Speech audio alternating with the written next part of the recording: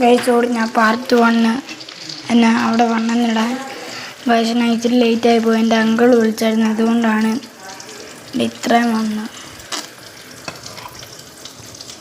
Guys എൻ്റെ ചേട്ടനാണ് വിളിക്കുന്നത്. ഇത്ര നേരം ഞാൻ പാർട്ട് മാത്രം ഇട്ടത് വണ്ണെന്നിടാൻ വന്നത്. പിന്നെ ഞാൻ താമസിച്ചതെന്ന് വെച്ചാൽ എൻ്റെ അങ്കിൾ വിളിക്കുമായിരുന്നു, അതുകൊണ്ട് ഞാൻ നേരത്തെ ഇട്ടു.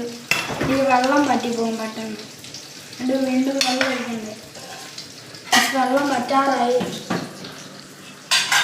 ഇനി നമ്മൾ കുറച്ച് നേരം ഇളക്കി കൊടുക്കണം. നന്നായി പുകടുന്നുണ്ട്.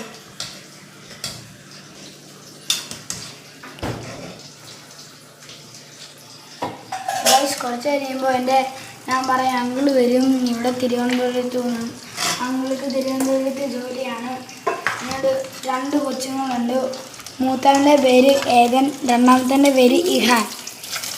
ഇഹാന് 2.5 വയസ്സേ ആയിട്ടുള്ളൂ. 3 വയസ്സായിട്ടേ ഉള്ളൂ.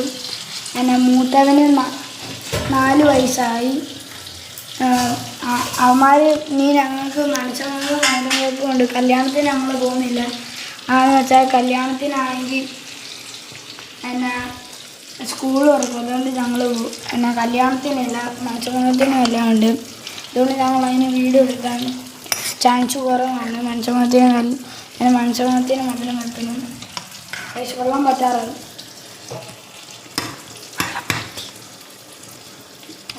ഗൈസ് എൻ്റെ ചേട്ടൻ പറയുക, ചേട്ടനാണ് വീഡിയോ എടുക്കുന്നത്. അവൻ പറഞ്ഞു വെള്ളം പറ്റിയത്.